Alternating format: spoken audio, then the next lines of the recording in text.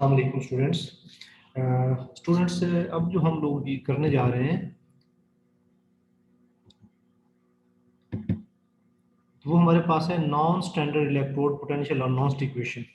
ये हम लोग कर चुके हैं और इसकी इक्वेशन जो है मैंने आप लोगों को डिराइव करना सिखाई है कि इसकी इक्वेशन हम लोग कैसे डिराइव करेंगे। ये हमारे पास है E cell is equal to, let me write cell in proper way. ये हमारे पास है जी E cell is equal to E naught cell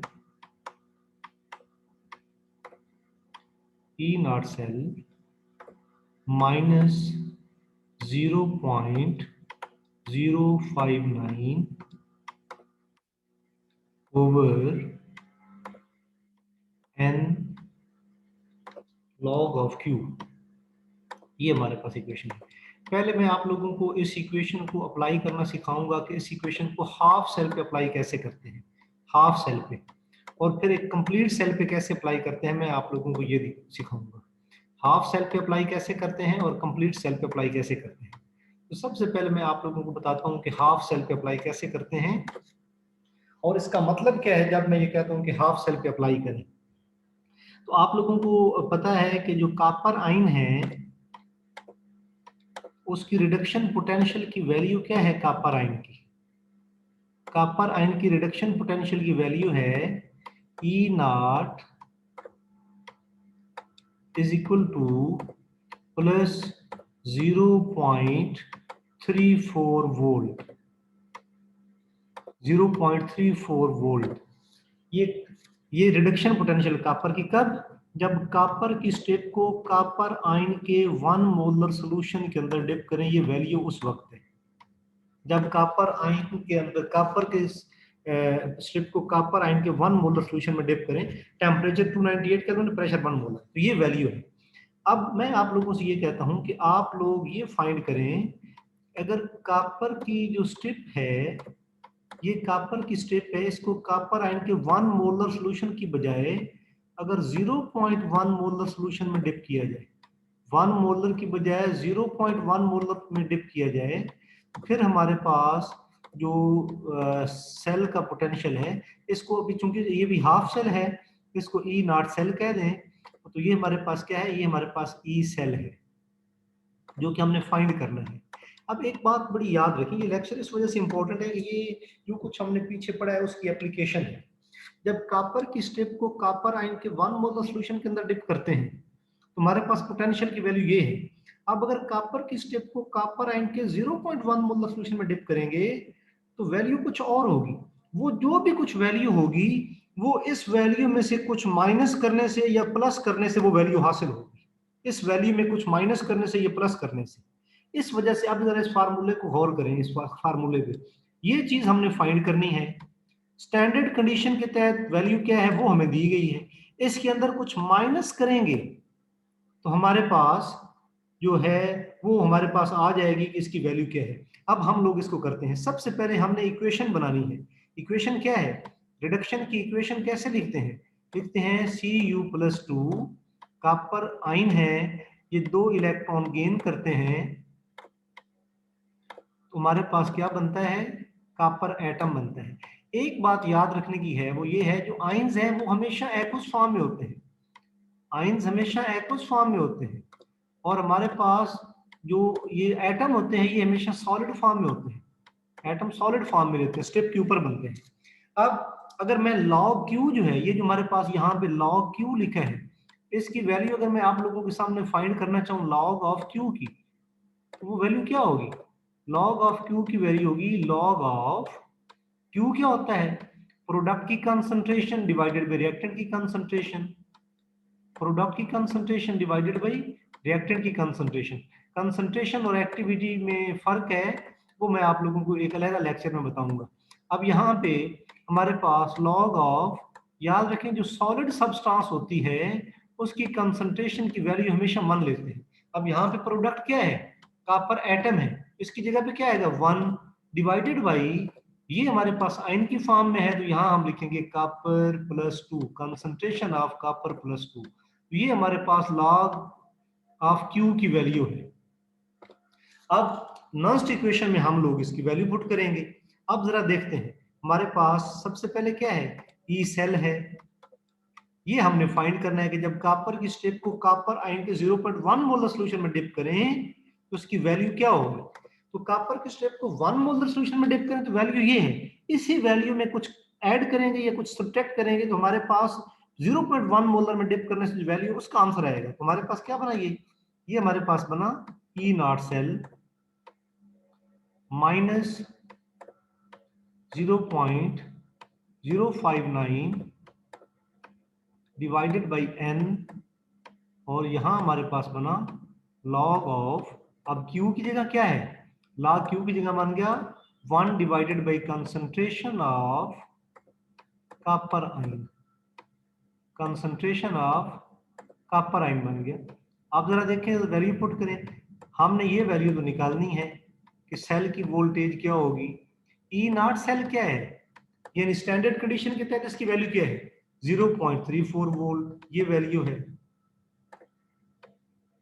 minus 0.059 divided by कितने इलेक्ट्रॉन इन्वॉल्व है, 2 इलेक्ट्रॉन इन्वॉल्व, ये देखिए तो यहां डिवाइडेड बाई 2, यहां क्या बना लॉग ऑफ कॉपर आयन की कंसंट्रेशन कितनी है 0.1, 0.1।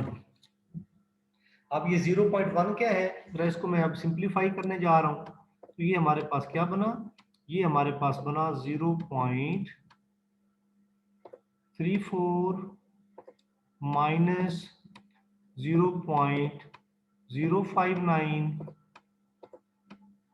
डिवाइडेड बाई 2, ये 59 है, 059 डिवाइडेड, और लॉग 0.1 क्या होता है, 0.1 होता है 10 रेज़ पर -1, 10 रेज़ पर -1 ऊपर जाके क्या बन जाएगा 10 रेज़ पर 1 बन जाएगा, 10 रेज़ पर 1 मीन log 10, log 10 हमारे पास क्या होता है, log 10 हमारे, अब यहाँ क्या बना 0.34 है और माइनस ये वाली वैल्यू इसमें से माइनस कर दे तो आपके पास आ जाएगा। मैं ये आप लोगों को करके देता हूँ ताकि हमारे लिए बात करना जो है वो आसान हो जाए।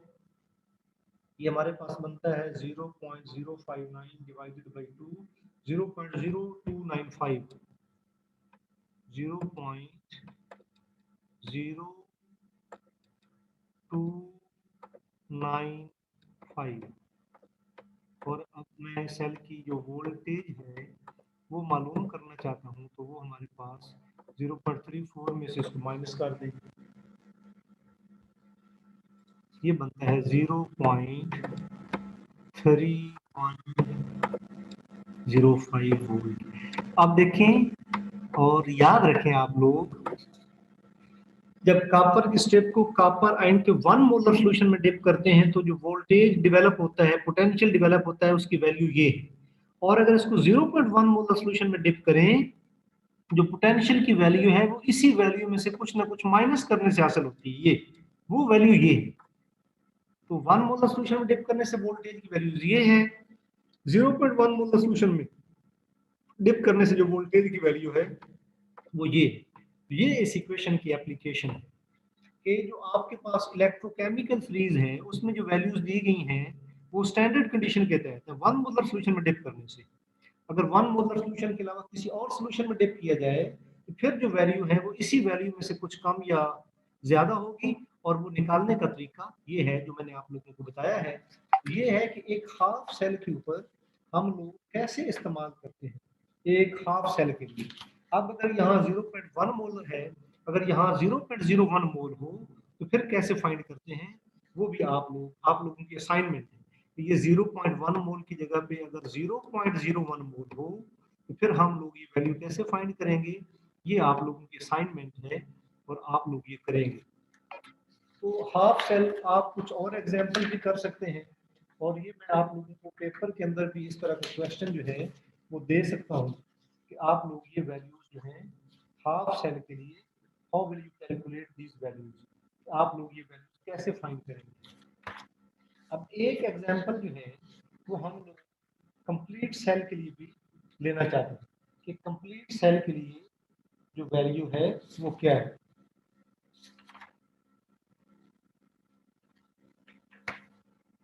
हाफ सेल की वैल्यू का आई होप कि पता लग गया होगा। उसके बाद मैं आप लोगों को कुछ एग्जांपल्स दूंगा और मैं आप लोगों को एक असाइनमेंट के तौर पे आप लोगों से कहूंगा कि आप लोग इसको इनको हल करना सीखें।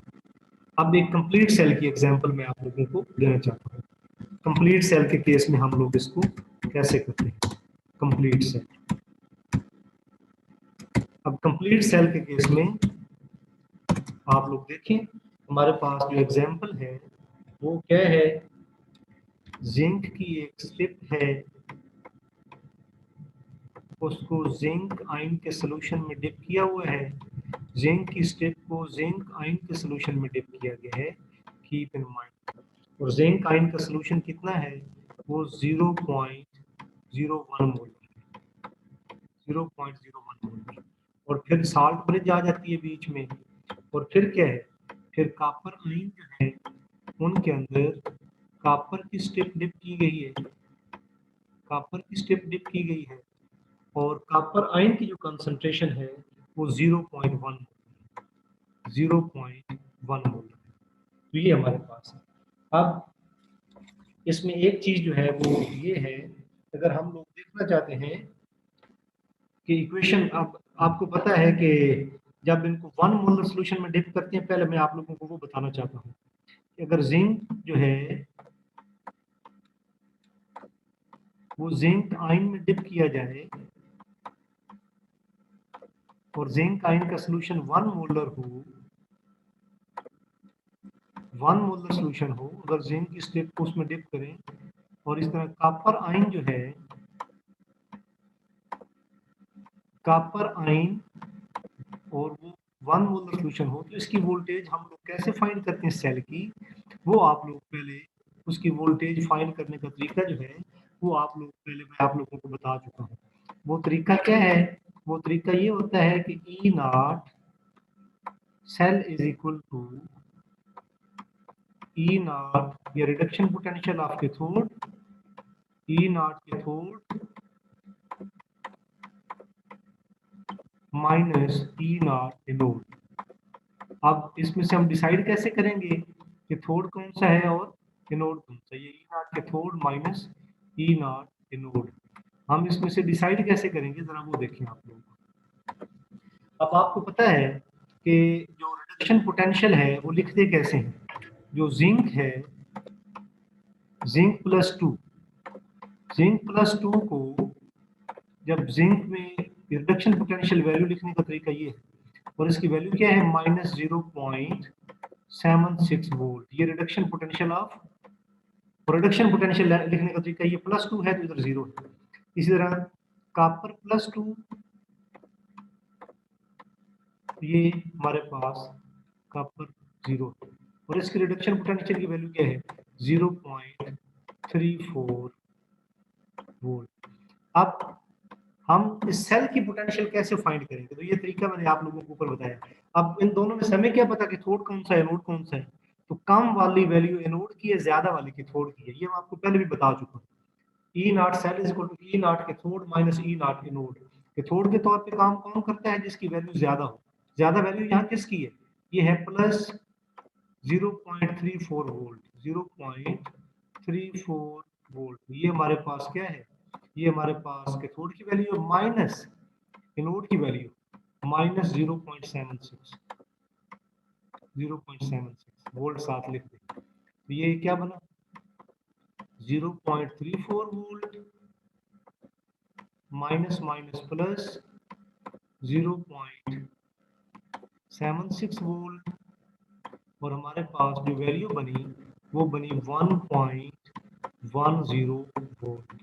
ये हमारे पास कंप्लीट सेल की स्टैंडर्ड वैल्यू, कंप्लीट सेल की standard value E not cell is equal to 1.10 volt, ये वैल्यू स्टैंडर्ड कंडीशन के तहत। जब जिंक को जिंक के आयन के 1 मोलर सॉल्यूशन में डिप करें, कॉपर को कॉपर आयन के 1 मोलर सॉल्यूशन में डिप करें, तो फिर हमारे पास जो सेल की पोटेंशियल की वैल्यू है, टोटल पोटेंशियल 1.10 वोल्ट है। लेकिन अब क्वेश्चन ये है कि अब अगर ये हमारे पास 1 मोलर सॉल्यूशन के अलावा 0.01 मोलर सॉल्यूशन हो, 0.1 मोलर सॉल्यूशन हो, यानी जिंक की स्टेप को जिंक आयन के 0.01 मोलर सॉल्यूशन में, कॉपर के स्टेट को कॉपर आयन के 0.1 मोलर सोल्यूशन में डिप किया है। तो अब जो हमारे पास इलेक्ट्रोड, जो हमारे पास सेल की पोटेंशियल की वैल्यू होगी वो इस वैल्यू से कुछ कम या ज्यादा होगी, इस वैल्यू से कुछ कम या ज्यादा होगी। और वो वैल्यू हमारे पास फाइंड करने का तरीका ये है कि हम लोग नॉन्स्ट इक्वेशन जो है वो लिखेंगे। नॉन्स्ट इक्वेशन से पहले हमें जिस बात का पता होना चाहिए वो ये पता होना चाहिए कि एनोड के तौर पे कौन काम करता है, कैथोड के तौर पे कौन काम करता है। तो जाहिर है हमें पता है कि जिंक जो है ये एनोड के तौर पे काम करता है, जिसकी वैल्यू कम है वो हम देख चुके हैं। जिंक एनोड के तौर पे काम करता है। जिंक के एटम जो हैं वो 2 इलेक्ट्रॉन देते हैं, जिससे क्या बनते हैं, जिंक आयन बनता है। और साथ ये हमारे पास 2 इलेक्ट्रॉन, जिंक का एटम 2 इलेक्ट्रॉन दे के जिंक आयन में चेंज होता है। और रिडक्शन किसकी होती है, वो कॉपर की होती है। कॉपर +2 जो है वो 2 इलेक्ट्रॉन लेता है, जिससे वो चेंज होता है किसमें, कॉपर के एटम में। वो हमें कहाँ से पता चला है, वो हमें पता चला है इन वैल्यूज से कि ऑक्सीडेशन किसकी होती है, रिडक्शन किसकी होती है। कम वाली वैल्यू ऑक्सीडेशन की और ज्यादा वाली रिडक्शन की। तो हम लोग इस इक्वेशन को जो फाइनल इक्वेशन है वो लिखते हैं। तो ये क्या बना, जिंक, याद रखें जब एटम होते हैं वो सॉलिड फॉर्म में होते हैं, याद रखें, प्लस जिंक के बाद हमारे पास सॉलिड के बाद कॉपर +2। और ये जो कॉपर +2 हमारे पास आया है ये हमारे पास एक्वस फॉर्म में है। आयन हमेशा एक्वस फॉर्म में होते हैं, याद रखें। प्लस हमारे पास 2 इलेक्ट्रॉन, +2 इलेक्ट्रॉन। हमने क्या किया है, लेफ्ट हैंड साइड वाली चीजों को हमने ऐड किया है, लेफ्ट हैंड साइड वाली चीजों को ऐड किया है। और फिर इधर इनको करें जरा, जिंक +2, अब ये आयन है ये एक्वस फॉर्म में होंगे। और उसके बाद हमारे पास क्या है, उसके बाद हमारे पास 2 इलेक्ट्रॉन है। और उसके बाद हमारे पास क्या है, उसके बाद हमारे पास कॉपर है जो कि सॉलिड फॉर्म में है। कॉपर हमारे पास सॉलिड फॉर्म में, जो एटम है वो सॉलिड फॉर्म में, 2 इलेक्ट्रॉन से कैंसिल। अब मैं आप लोगों के पास सामने लॉग ऑफ क्यू की वैल्यू जो है वो मैं लिखना चाहता हूँ कि क्यू हमारे पास क्या है, बल्कि लॉग ऑफ क्यू की निस्बत मुझे क्यू लिखना चाहिए। क्यू क्या होता है, प्रोडक्ट की कंसंट्रेशन और रिएक्टेंट की कंसंट्रेशन। यहाँ पे हमारे पास प्रोडक्ट क्या है, हमारे पास प्रोडक्ट है जिंक आयन की कंसंट्रेशन इनटू कॉपर आयन की कंसंट्रेशन। लेकिन ये सॉलिड है, इसकी एक्टिविटी 1 होती है, इसको मैंने साथ नहीं लिख रहा। और इधर क्या है, ये जिंक सॉलिड, इसको नहीं लिख रहा। नीचे आ गई कॉपर आयन की कंसंट्रेशन, कॉपर आयन की, जिंक आयन की concentration divided by copper ion की कंसंट्रेशन या कॉपर आयन की एक्टिविटी।